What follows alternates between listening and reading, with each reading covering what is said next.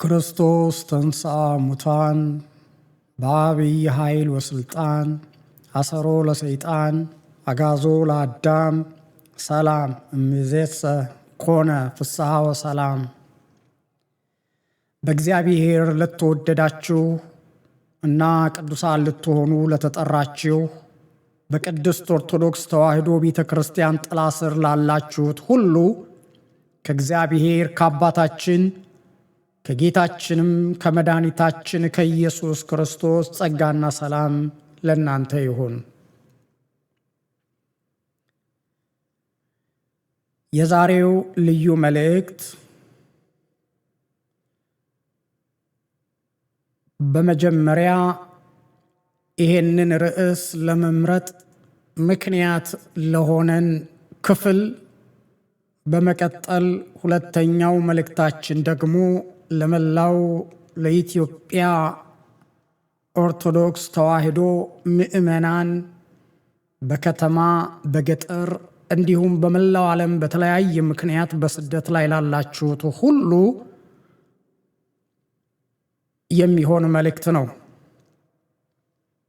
በቅድሚያ እንዳልኩት ለዶንኪ ቲዩብ ሚዲያ አዘጋጅ ለአቶ እሸቱ መለስ በቅድሚያ በእግዚአብሔር ስም ሰላምታዬ ባለህበት ይድረስ።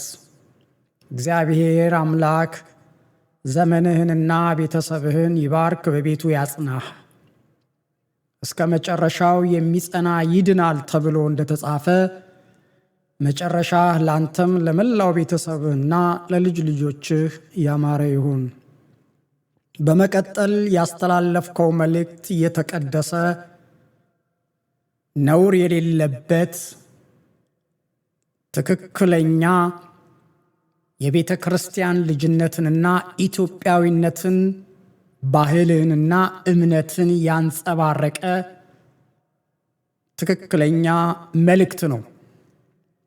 በቤቱ ያለን ኦርቶዶክሳውያን ወንድሞችና እህቶችህ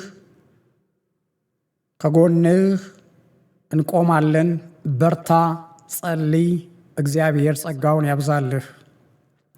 ለቤተ ክርስቲያንም ለኢትዮጵያ ሕዝብም ለተቸገሩት ነዳያን ሁሉ የምታደርገው አስተዋጽኦ በቀላል የሚታይ አይደለም።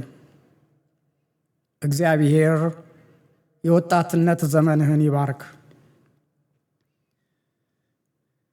ከዚህ በመቀጠል የቤተ ክርስቲያናችን ልጅ ወንድማችን ባስተላለፈው መልእክት ላይ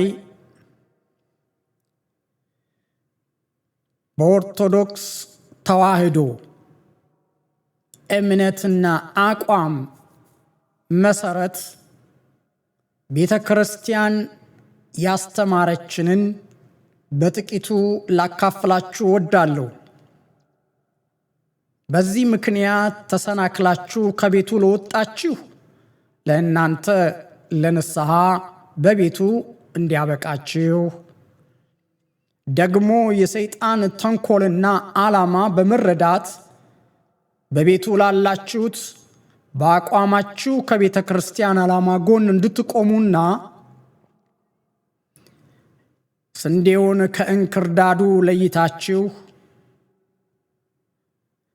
ወገባችሁን በእምነት ታጥቃችሁ መቅረዛችሁን ዘይት ሞልታችሁ በዓለም ሁሉ ብርሃን እንድትሆኑ የበለጠ እናንተን ለማበረታታትም ጭምር ነው። በማቴዎስ ወንጌል ምዕራፍ 6 ቁጥር 24 ላይ ያለው የጌታችን የኢየሱስ ክርስቶስ ትምህርት መነሻ በማድረግ መልእክቴን አስተላልፋለሁ።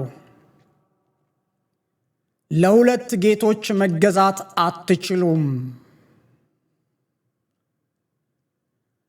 ለሁለት ጌቶች መገዛት የሚቻለው ማንም የለም። ወይም አንዱን ይጠላል፣ ሁለተኛውን ይወዳል፣ ወይም ወደ አንዱ ይጠጋል፣ ሁለተኛውን ይንቃል። ለእግዚአብሔርና ለገንዘብ መገዛት አትችሉም። ገንዘብን መውደድ የኃጢአት ሁሉ ስር ነው ተብሎ እንደተጻፈ ስለዚህ አንድ ሰው ለሁለት ጌታ መገዛት አይችልም። ምክንያቱም ሁለቱም ጌቶች የተለያየ ዓላማ፣ የተለያየ አቋም፣ እርስ በእርሱ የሚቃረን መመሪያ ስላላቸው አንዱ አታድርግ፣ አንዱ አድርግ የሚል ስለሆነ አንድ ሰው ለሁለት ጌታ መታዘዝ፣ መገዛት አይቻለውም። አንዱን ይመርጣል። ጌታ የሚለው ቃል ሲተረጎም አንድ ሰው ሙሉ በሙሉ የሚገዛለት፣ ሕይወቱን የሚቆጣጠረው ኃይል ነው። ባጭሩ በዚህ ምድር ላይ ሁለት ጌቶች አሉ። አንደኛው በሰማይና በምድር በሁሉ ስፍራ ያለ ሰማይና ምድርን የፈጠረ የጌቶች ጌታ፣ የነገሥታት ንጉሥ፣ የኃያላን ሁሉ ኃያል ብርቱ አምላክ የሆነው እግዚአብሔር ነው። ትእዛዙን ጠብቀው የሚኖሩ ቅዱሳት የሚገዙለት፣ የሚያመልኩት ቅዱስ እግዚአብሔር ነው። ለስም አጠራሩ ክብርና ምስጋና ለሱ ይሁን። ሁለተኛው ጌታ ተብሎ በመጽሐፍ ቅዱስ የተነገረው የአሕዛብ ጌታ፣ ፈጣሪ ያልሆነ ፍጡር፣ ጨካኝና ክፉ፣ የጨለማው ገዢ፣ አሕዛብን የሚገዛ ሰይጣን ዲያብሎስ ነው። አሕዛብ የእሱን ፈቃድ እየፈጸሙ ይኖራሉ። ኃጢአትን የሚያደርግ የኃጢአት ባሪያ ነው ተብሎ እንደተጻፈው ኢያሱ የእስራኤልን ሕዝብ ሰብስቦ በአንድ ወቅት በሁለት መንገድ በእግዚአብሔርና በጣዖት መካከል እያነከሱ የሚኖሩትን ሲገስጽና ሲያስተምር መስመራቸውን እንዲለዩ የሰጠው ጠንካራ ተግሳጽ በመጽሐፍ ቅዱስ ውስጥ ተጽፏል።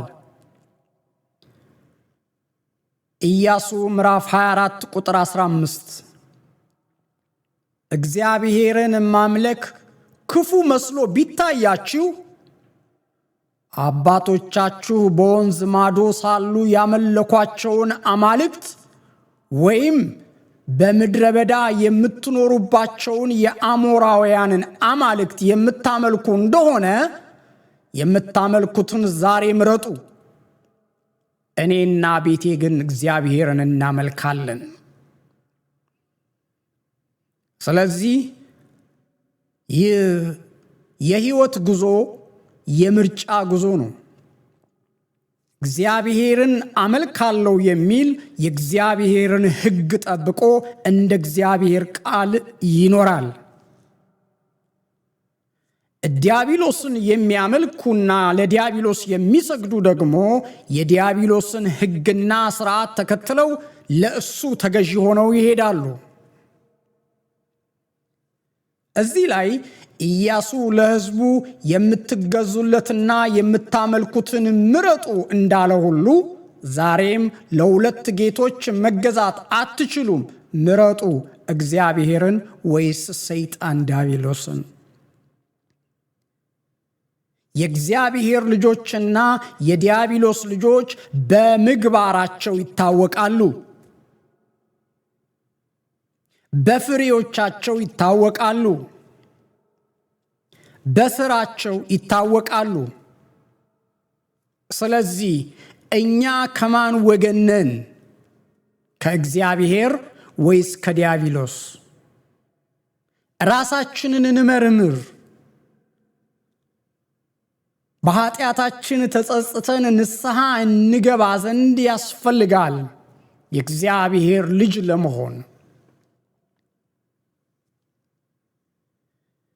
በአንድ በኩል ክርስቲያን ነኝ እያሉ በሌላ በኩል በነውር በስድብና በዳንኪራ መኖር በክርስትና ሕይወት አይፈቀድም። እንደ ኢያሱ ዘመን ሕዝቡ ዛሬም ቤተክርስቲያን የምታመልኩትን ዛሬ ምረጡ ትላለች። አስተውሉ። ዛሬ ቤተክርስቲያን በውጭ ጠላቶች ሳይሆን ኦርቶዶክስ ነን በሚሉ ግን ሕይወታቸው ከክርስቶስ በራቁ ሰዎች እየተዋረደች ነው። በእናንተ ምክንያት የእግዚአብሔር ቤት ይሰደባል ተብሎ እንደተጻፈ አስተውሉ። በአንድ እጃቸው የዝሙት የስድብ ጽዋ ይዘው በሌላ እጃቸው መባ ይዘው ወደ መቅደስ የሚመጡ ሰዎች እግዚአብሔር አምላክ መባችሁን ስጦታችሁን እርኩስ ነው አልቀበልም ይላል። ካህኑ ከወዴት ይዛችሁት እንደመጣችሁ እሱ አያውቅም፣ እግዚአብሔር ግን ያውቃል። በአንድ እጃችሁ የዲያብሎስን ጽዋ ይዛችሁ የጠጣችሁ የክርስቶስን ሥጋና ደም መካፈል አትችሉም።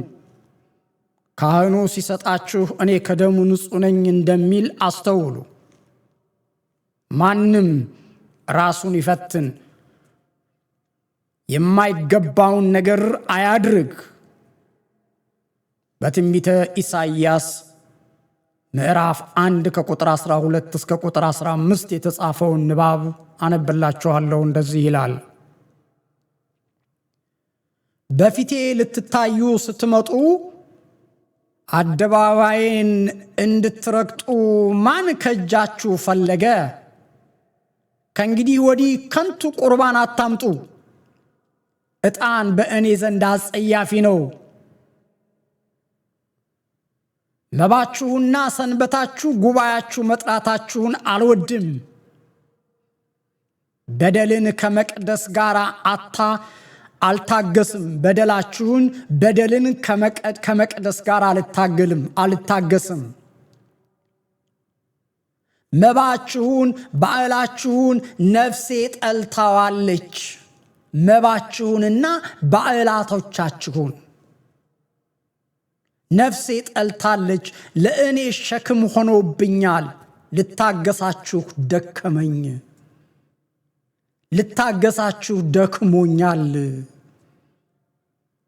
እጆቻችሁን ወደ እኔ ብትዘረጉ ዓይኔን ከናንተ እሰውራለሁ። ጸሎትም ብታበዙ አልሰማችሁም፣ እጃችሁ ደም ተሞልቷልና።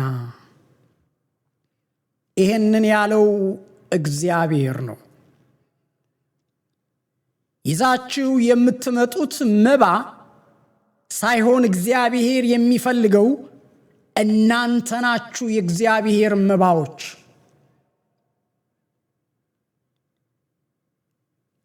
ቅድስና ሳይኖር በሕይወታችሁ ንስሐ ሳትገቡ በዓለም ዳንኪራና በኃጢአት ውስጥ እየዋኛችሁ እግዚአብሔር አምላክን እየበደላችሁ በእግዚአብሔር ቤት መባ ይዛችሁ የምትመጡት ለእግዚአብሔር ጉቦ ልትሰጡ ነው? ወደ መንግሥተ ሰማያት ለመግባት? እንደሱ አይቀበልም። ስለዚህ እግዚአብሔር ከመባችሁ ከስጦታችሁ ይልቅ የሚፈልገው እናንተን ነው። መባችሁን አስቀምጡ፣ መጀመሪያ ንስሐ ግቡ። እግዚአብሔር የሚፈልገው ገንዘባችሁን ሳይሆን የእናንተ ሕይወት መቀደስን ነው። አለበለዚያ የምታመጡት መባ ሁሉ በእግዚአብሔር ፊት ርኩስ ነው። ይህንን በተመለከተ መጽሐፍ ቅዱስ በብዙ ቦታ ይናገራል። የቤተ ክርስቲያን መሪዎች የምእመናን ዝምታ ዋጋ ያስከፍላል። እረኛው ሲተኛ ተኩላው በጎቹን ይነጥቃል። እረኞች ተነሱ፣ ንቁ፣ በጎቹን ጠብቁ። ካህናት፣ የሰበካ ጉባኤ አባላት ስለ ገንዘብ ብለን ሰዎችን ማቀፍና ዝም ማለት የእግዚአብሔርን ፍርድ ያመጣል። የክርስትና መለኪያው ገንዘብ ሳይሆን የሕይወት ቅድስና ነው። ዓለሙም ምኞቱም ያልፋል፣ የእግዚአብሔርን ፈቃድ የሚያደርግ እርሱ ለዘላለም ይኖራል ተብሎ እንደተጻፈ ልብ አትሉም? አስተውሉ። በዝሙት ንግድ ገንዘብ ወደ ቤተ ክርስቲያን ለሚያመጡ መጽሐፍ ቅዱስ እንዲህ ይላል።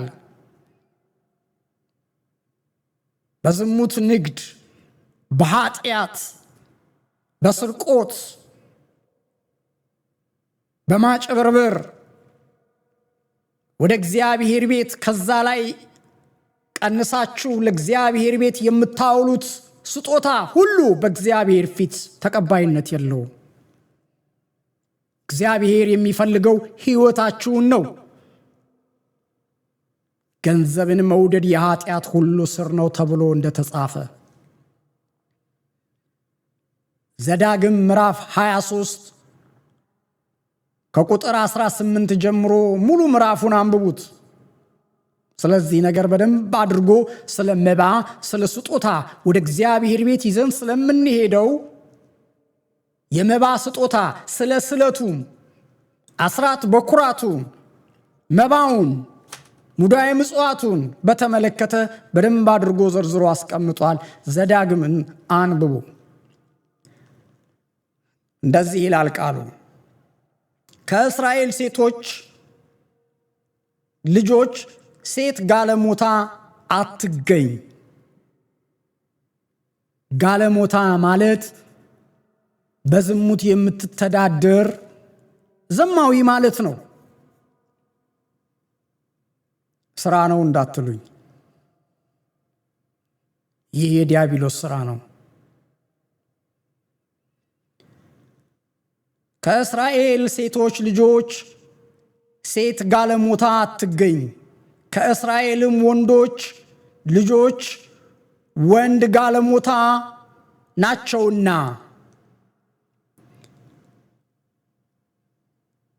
ስለተሳልከው ስዕለት ሁሉ የጋለሞታይቱን ዋጋና የውሻ ዋጋ ወደ አምላክህ ወደ እግዚአብሔር ቤት አታቅርብ።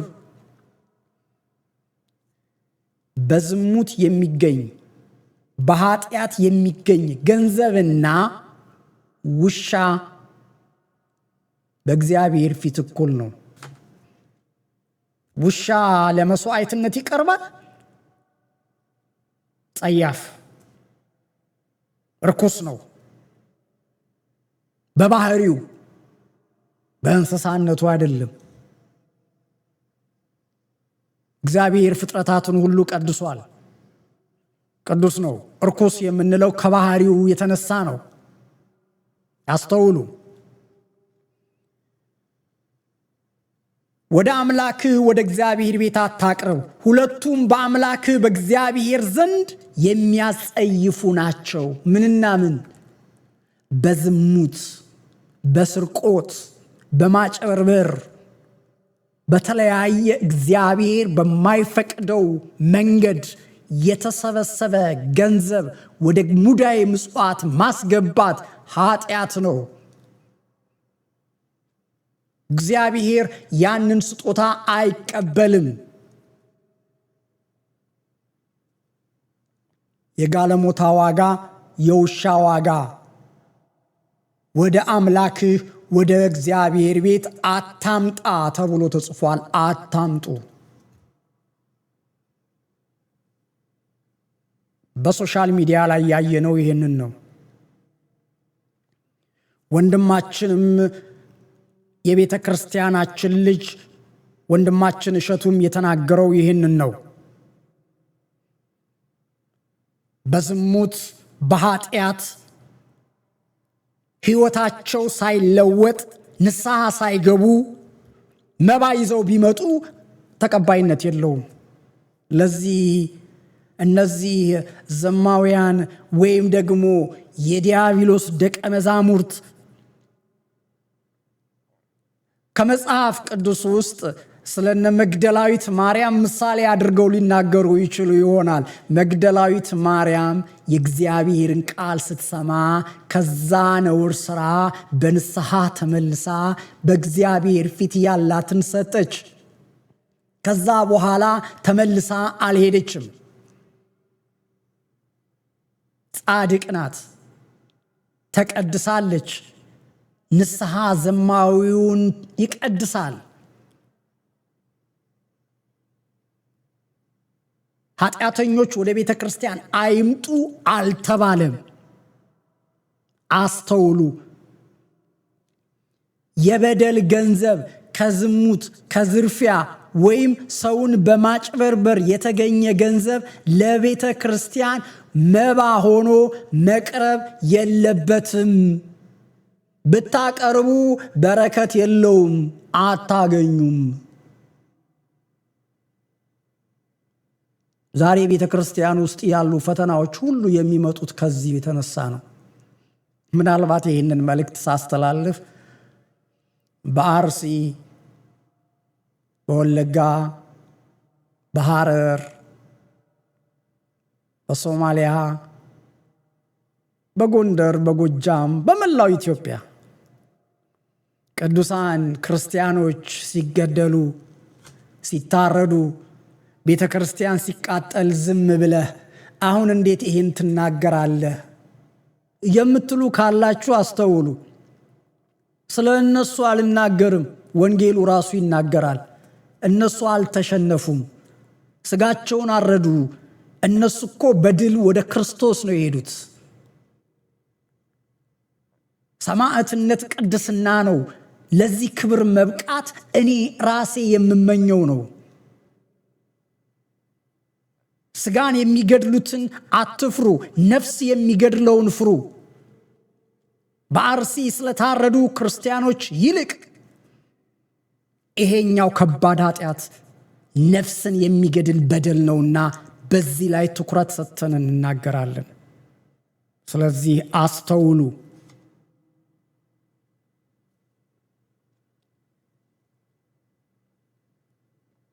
በዚህም ምክንያት በዝሙት የምትነግዱ ሃይማኖታችሁን እያሰደባችሁ ስለሆነ በኃጢአት ውስጥ ያላችሁ ሁሉ ንስሐ ግቡ። ቤተ ክርስቲያን አትቀበልም፣ አትፈልግም።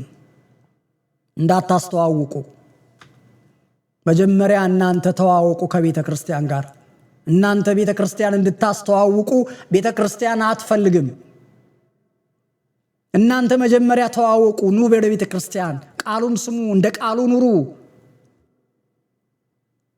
አንተ ይሄን የምትናገር ማነህ ትሉኝ እንደሆነ ከአገልጋዮቹ ከምእመናኑ ሁሉ የማንስ ኃጢአተኛ ነኝ።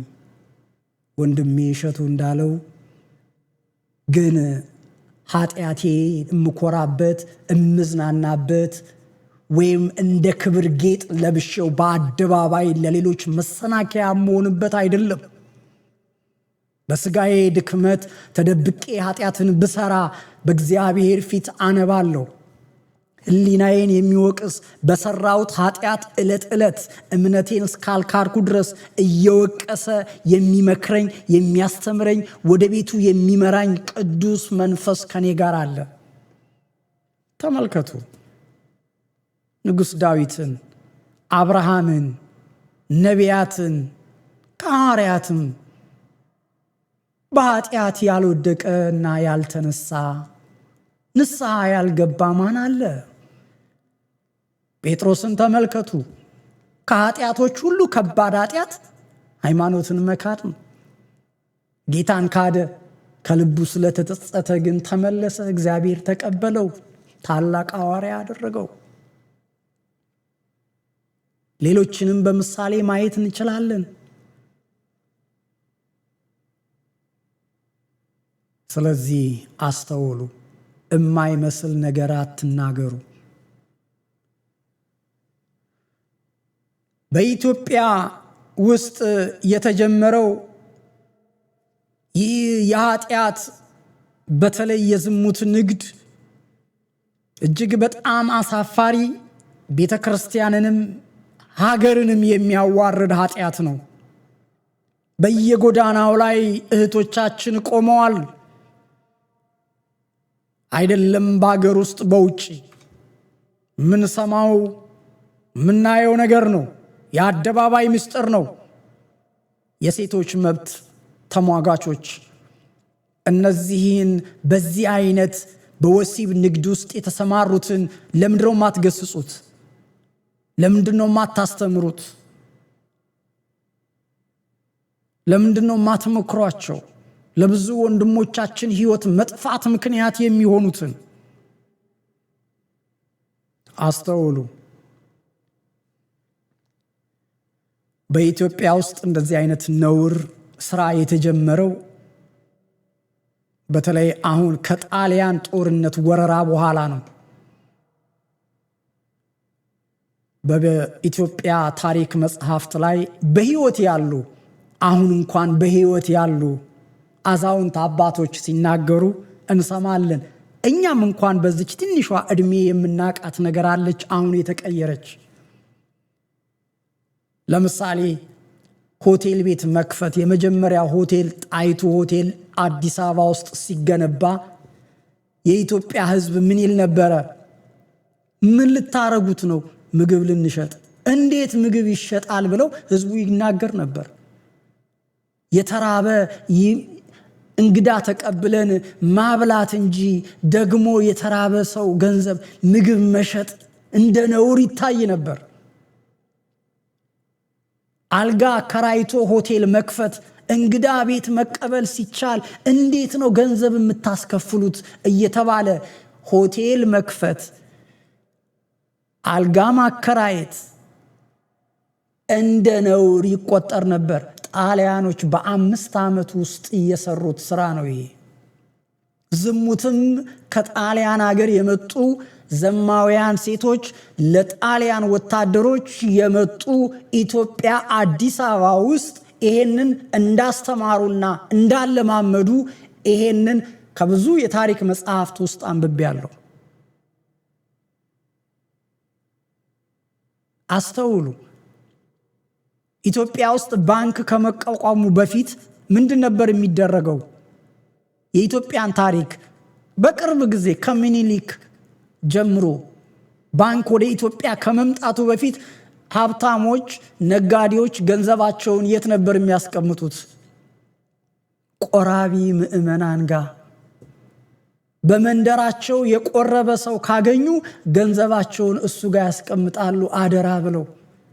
የሚቆርቡ ምዕመናን እንደ ባንክ ቤት የአደራ ተቀባይ ሆነው ያገለግሉ ነበር ኢትዮጵያ ውስጥ። እንዲህ አይነት ታሪክ ያለን ህዝቦች ነን። አሁን ግን የምናደርገው ምንድን ነው? እባካችሁ ወደ ማንነታችን እንመለስ። የአሕዛብን ልማድ እናስወግድ። በእኛ ዕድሜ እንኳን በእኔ ዕድሜ ኢትዮጵያ በነበርኩበት ጊዜ ገጠር ወይም ከትምህርት ቤት የሚመጡ ሰዎች ተማሪዎች በመንገድ ሲያልፉ ከተንበሪ አንኳክተው በር አንኳክተው ውሃ የሚጠጣ ስጡን ሲሉን በኩባያ ቀርተን እንሰጥ ነበር። አሁን ግን የሚሰጥ የለም፣ ሂድን ግዛና ጠጣ ነው የሚባለው። ቀዝቃዛ ውሃ እንኳን እንግዳ መጥቶ ገንዘብ ተቀብለን የምንሸጥ ህዝቦች ሆነናል። እናስተውል ወገኖች፣ ራሳችንን እንመርምር። ኢትዮጵያዊ እንሁን። የአሕዛብን ልማድ አስወግዱ፣ ከእናንተ ዘንድ አርቁ። እግዚአብሔር ይህንን አይወድም። ሌላው እስቲ ቆም ብለን እናስቡ። የቤተ ክርስቲያን በዓላት ሲከበሩ ከባዓላት ሁሉ ትልቁ በዓል ስቅለት፣ ትንሣኤ። የስቅለትን በዓል ምክንያት በማድረግ አርቲስቶች በኢትዮጵያ ውስጥ የሚያሳፍረው ደግሞ ከኢትዮጵያም በስደት ለዓለም መሳቂያ እንድንሆን የስቅለት በዓል በምክንያት በማድረግ ወጣቱ ቤተ ክርስቲያን ሄዶ እንዳይሰግድ እንዳይጸልይ የጭፈራ፣ የዳንኪራ፣ የዝሙት ንግድ ለማስፋፋት ማስታወቂያ ቴሌቪዥኑን ያጨናንቀዋል። እኔ እዚህ አሜሪካን ሀገር ውስጥ 23 ዓመት ኖሬያለሁ። ጉድ ፍራይዴይ ወይም ኢስተርን በስቅለትና በፋሲካ ቀን መጠጥ ቤቶች ዝግ ናቸው። ፋሚሊ ሆሊዴይ ይሉታል። ሁሉም ቤተክርስቲያን ነው የሚያሳልፈው። መጠጥ ቤቶች ዝግ ናቸው። እኛ ከመስገብገባችን በላይ ለገንዘብ ያለን አምልኮት ከአቅማችን በላይ ስለሆነ እችን ቀን እንኳን ለእግዚአብሔር ሰጥተን መታገስ አቅቶን በስቅለት ዕለት ዳንኪራ የምንጨፍራለን። ታዲያ እግዚአብሔር እንዴት ይታረቃል? እግዚአብሔር ታዲያ እንዴት እንበልጽግ? እንዴት እንልማ? እንዴት እንለወጥ? የኢትዮጵያ ቤተክርስቲያን ተዋህዶ በዓሎቿ እንዲከበሩ ይሄንን ነገር ከመንግስት ጋር ተነጋግራ የኢትዮጵያን ኦርቶዶክስ በዓል ምክንያት በማድረግ የሚዘጋጁ የዝሙትና የዳንኪራ ቤቶች በሕግ እንዲጠየቁ ማድረግ ትችላለች።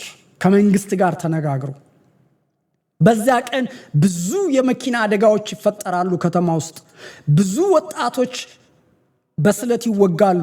ብዙ እህቶች ይደፈራሉ። ዲያብሎስ ይሄንን ስራ በከተማ ውስጥ ያደርጋል። ይሄንን እንቃወማለን። በተዋህዶ ቤተክርስቲያን ይሄንን የሚያደርጉ ሰዎች እድል ፈንታ የላቸውም። አስተውሉ። ስለዚህ ይሄንን ነገር እንናገራለን። ከሀገር ውጪ የምትኖሩ ኢትዮጵያውያን ብዙ ወጣት እህቶቻችንና ወንድሞቻችን በየእስር ቤቱ እየማቀቁ ያሉ በየሀገሩ አሉ። ለምንድን ነው የታሰሩት? በግፍ ያለ ምክንያት በኢትዮጵያዊነታቸው፣ በጥቁርነታቸው፣ በሃይማኖታቸው፣ በማንነታቸው ይሄንን ከሆነ በአካባቢው ላለው ኤምባሲ ደብዳቤ በማስገባት ይሄንን ጉዳይ በሕግ መጠየቅ ይቻላል። መንግስት ይሄንን ሊሰራ ኃላፊነት አለበት። የተሾመው ኤምባሲዎች የተከፈቱት በየሀገሩ ያሉ የዜጎችን መብት ለማስከበር ነው። አንድ ኢትዮጵያዊ እዚህ አሜሪካን ውስጥ የአሜሪካንን ዜጋ ያለ አግባብ በዝሙት ትንኮሳ ሲያደርግ ቢገኝ፣ ቢገድል፣ ህገወጥ የሆነ ድርጊት ሲያደርግ ቢገኝ ኢሚዲየት ነው ዲፖርት የሚያደርጉት። እኛ ሀገርስ ምንድን ነው የሚደረገው? የውጭ ዜጋ በኢትዮጵያ ህግ ውስጥ ህገ መንግስት ውስጥ ዝሙት ወይም የወሲብ ንግድ በህግ አይፈቀድም በህገ መንግስቱ ላይ። ነገር ግን አንድ የውጭ ዜጋ መጥቶ በገንዘብ ምስኪኗን እህታችንን ሲያታልል፣ በዝሙት ሲጫወትባት ቢያዝ በህግ ምን ያህል ተጠያቂ ነው? ይሄንን ለህዝቡ ትምህርት መሰጠት መቻል አለበት። ህዝቡ መብቱን አውቆ እንደዚህ አይነት የውጭ ዜጎች በአገሪቱ ላይ በእህቶቻችን ላይ በደል ሲፈጽሙ ሲያዙ ካሳ ከፍሎ ከአገር ዲፖርት መደረግ አለበት። የአገርን ክብር አስቀድሙ። የአገርን ክብር ለመጠበቅ በአገር ድንበር የሚዋደቀው የኢትዮጵያ መከላከያ ሰራዊት ይሄንን የኢትዮጵያን ድንበርና ክብር ለማስጠበቅ እንደሆነ ሁሉ በአገር ውስጥም የሚኖሩ ወጣቶች ክብራቸውን ሊያስጠብቁ ይገባል። በስደት ላይ ያሉ ሰዎች በእስር ቤት ያሉትን ሄዳችሁ ፋይላቸውን የታሰሩበትን ስታዩ አብዛኛው የአገሩ ሕግ የማይፈቅደውን ስራ ሲሰሩ በሕገ ወጥ የተያዙ ናቸው። እነሱ የአገሩ መንግስት የሚሰጣቸውን ቅጣት ተቀብለው ጨርሰው እስኪወጡ እንጠብቃለን። ሲወጡ ያንን የመሰለ ኃጢአት ዳግም ላይሰሩ ቃል ገብተው ጸልየው ንስሐ ገብተው ተጠምቀው የቤተ ክርስቲያን ልጅ ሆነው ባሉበት አገር ስደት ቤተ ክርስቲያን ለነሱ ዋስ ሆና ስራ ልታስገባቸው ትችላለች። ይህ መብት አላት። ኃላፊነቱን ወስዳለሁ በማለት ማለት ነው። ይህንን በቅንጅት አብረን መስራት በስደት ላይ የምንኖር ኢትዮጵያውያን በኢትዮጵያ ኮሚኒቲ ይህን መስራት መቻል አለበት። ይህን የማይሰሩ ከሆነ የእግዚአብሔር ቃል ምን ይላል? በአጠቃላይ ኃጢአትን ሲሰራ ዝም ማለት አይቻልም። ማንም ሰው በሰራው ኃጢአት ንስሐ እንዲገባ ይነገረዋል። ኢሚዲየት ዳይሬክት። ትንቢተ ሕዝቅኤል ምዕራፍ 3 ቁጥር 18 ላይ እንደዚህ የሚል ቃል ተጽፏል። አስተውሉ። እኔ ኃጢአተኛውን በእርግጥ ትሞታለህ ባልኩት ጊዜ አንተም ባታስጠነቅቀው፣ ኃጢአተኛው ከክፉ መንገዱ ተመልሶ በሕይወት ይኖር ዘንድ ባታስጠነቅቀው፣ ያ ኃጢአተኛ በኃጢአቱ ይሞታል፣ ደሙን ግን ከእጅ እፈልጋለሁ። ኃጢአተኛውን ከኃጢአቱ ንስሐ እንዲገባ ባትመክረው፣ ባታስተምረው፣ ባትገስጸው፣ ባትናገረው፣ ያ ኃጢአተኛ ንስሐ ሳይገባ በኃጢአቱ ቢሞት የዛ ኃጢአተኛ ደም ባንተ እጅ ላይ ነው የሚለው። ስለዚህ ከደሙ ንጹህ። ኢትዮጵያ ኦርቶዶክስ ተዋሕዶ ቤተክርስቲያን አታስተምርም ወንጌል እያላችሁ ትተቻላችሁ። ዛሬ በየመናፍቃን ጉባኤ መድረክ ላይ ቆመው ምስክርነት የሚሰጡ ሰዎች ምን እንደሚሉ ሰምታችኋል? አሁንም በማኮብኮብ ላይ ያሉ አሉ። ወደዛ ለመሄድ መጽሐፍ ቅዱስ ምን ይላል? እግዚአብሔር ለማይረባ አእምሮ አሳልፎ ሰጣቸው ይላል፣ በትዕግስት ንስሐ አልገባ ሲሉ። ስለዚህ ምን ብለው ይመሰክራሉ? በመናፍቃን ጉባኤ ሆነው እኔ ኦርቶዶክስ እያለው እዘሙት ነበር፣ ሰርቅ ነበር፣ አመነዝር ነበር፣ እዘፍን ነበር፣ አሁን ግን ነፃ ወጣው ጌታ ይመስገን ብለው ምስክርነት ይሰጣሉ። በጣም ይገርማል። ሰይጣን ሰውን በኃጢአት የሚፈትነው ለምንድን ነው? ይህንን አስተውላችኋል? ሰውን ዲያብሎስ በኃጢአት የሚፈትነው በሃይማኖቱን ለማስካድ፣ እግዚአብሔርን ለማስካድ ነው። ሃይማኖቱን የካደውን ሰው ለምን በኃጢአት ይፈትነዋል? ምን ያደርግለታል? በኃጢአት የሚፈትነው ሃይማኖትን መካድ ለማምጣት ነው። ከሃይማኖቱ ለማስወጣት ነው። ከሃይማኖት ካወጣው በኋላ በኃጢአት አይፈትነውም። ሃይማኖቱን የካደ ሰው በኃጢአት አይፈተንም። እንዳውም እሱን ምን ያደርገዋል? ኃጢአት እንዳይሰራ እየተንከባከበ ምሳሌ እያደረገ ምሕረት የሌለውን የመንፈስ ቅዱስን ስራ እንዲሳደብ ያደርገዋል። አስተውሉ።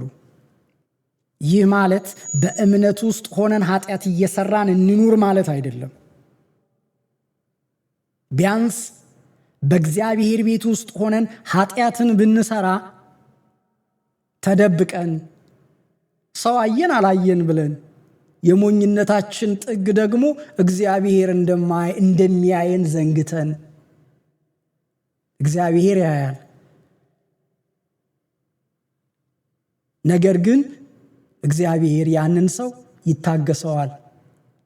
ከዛሬ ነገ ንስሐ ይገባል እያለ የሰራውን ኃጢአት ህሊናውን እየወቀሰው። ማን ነው ደስተኛ? ከሚስቱ ውጪ ወጥቶ ሲያመነዝር ህሊናው እረፍት ያለው ማን ነው? ማንም የለም።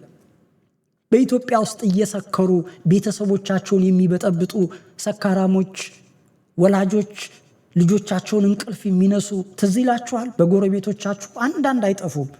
እነዛ ሰዎች እንደዛ የሚሆኑት የሰሩት ኃጢአት ሕሊናቸውን ስለሚወቅሳቸው ሕሊናቸውን ለመሳት መጠጥ ይጠጣሉ። በኃጢአትም ብቻ አይደለም፣ በሌላም ምክንያት በብስጭትም አለ። በእርግጥ እሱ ራሱን የቻለ ቶፒክ ነው፣ ወደፊት እንማርበታለን። ስለዚህ ኢትዮጵያውያን ወገኖቼ ወንድማችን ያስተላለፈው መልእክት ትክክል ነው። መልእክቱ እኔን ይመለከተኛል በማለት በሚዲያ ላይ የተናገረችው እህታችን የቤተ ክርስቲያን ልጅ ናት። እንደሰማሁት እህቴ አንድ ነገር ልንገርሽ፣ አድምጪኝ። አንድ ሰው ባላደረገው ነገር ሲወቀስ፣ ባላደረገው ነገር ሰይጣን ሲከሰው፣ ይሄ ሊያደርገው ያሰበው ነውና መጠንቀቅ እንጂ መቃወም አያስፈልግም፣ መጸለይ ነው። ባላደረግነው ነገር ሲወቅሱን ሰይጣን ሊያደርግብን አስቧል ማለት ነው። ባደረግነው ነገር ግን ከተወቀስን አድርገነው ከሆነ መከራከር አያስፈልግም፣ ንስሐ መግባት ነው። ከእግዚአብሔርና ከእግዚአብሔር ሕዝብ ጋር መታረቅ ነው። በዚህ አጋጣሚ በጎን ተሰልፈው ሊጠልፉሽ የተዘጋጁ የሰይጣን የመናፍቃን ወጥመድ አፉን አግጦ በፊትሽ ላይ ቆሞ ሊሆን ይችላል። ተጠንቀቂ። ቤተ ክርስቲያንን የሚተቹ ሰዎችን ሰይጣን ለወጥመዱ ያዘጋጃቸው ሰዎች ናቸው። ተችተው ተችተው ተችተው መጨረሻ ላይ ሲሰለቻቸው ጥለው ይሄዳሉ። ስለዚህ እህቴ የተባለው ነገር አንቺ አድርገሹ ከሆነ ንስሐ ገቢ፣ አድርገሹ ከሆነ ንስሐ ገቢ፣ አላደረግሹ ከሆነ ደግሞ ጸልይ። በቃ ስለዚህ እህቴ ይህንን መልእክት ላንቺ ሳስተላልፍ በዚሁ አጋጣሚ በዚህ አይነት ህይወት ላይ የተሰማራችሁ የቤተ ክርስቲያንን አንገታችሁ ላይ የክርስቶስን መስቀልና ማህተብ አድርጋችሁ ስለ ዝሙት፣ ስለ ኃጢአት የምታወሩ እናንተ በማይሳካ ጦርነት ውስጥ ከእግዚአብሔር ጋር እየተዋጋችሁ ነውና አስተውሉ፣ ንስሐ ግቡ። እግዚአብሔር አምላክ ለሁላችንም ማስተዋሉን ይስጠን። በዚህ መልእክት ላይ ያለኝ አጠቃላይ መደምደሚያ መልእክት ይህ ነው። እግዚአብሔር አምላክ የሰማነውን በልቦናችን ያኑርልን። ማንም ጻድቅ የለም፣ ሁሉ ኃጢአትን ሰርቷል፣ የእግዚአብሔር ክብር ጎሏቸዋል። እንዳው በቸርነቱ ሁላችንም እንድናለን። ማንም ከማንም የተሻለ አይደለም። ቅዱስ ጳውሎስ እንኳን ወንጌል ሳስተምር ምንድን ያለው? እኔ ከሁላችሁ የማንስ ጭንጋፍ ለመሆን ለእኔ ተገለጠ ብሎ ምስክርነትን ተናገረ። ከሁላችሁ የማንስ ጭንጋፍ ማለት ያለቀኑ የተወለደ፣ ያለቀኑ የተወለደ ማለት ትንሽ ነው ማለት ነው። ንጉሥ ዳዊት ምን አለ? እኔ ትል ነኝ። እኛ አሁን ይህንን ትምህርት የምንሰጣችሁ ከሰሚዎች የተሻልን ሆነን አይደለም። እኛም ኃጢአተኞች ነን፣ በደለኞች ነን፣ መላእክት አይደለንም፣ ሰዎች ነን። የለበስነው ሥጋ እንደናንተ አይነት ሥጋ ነው።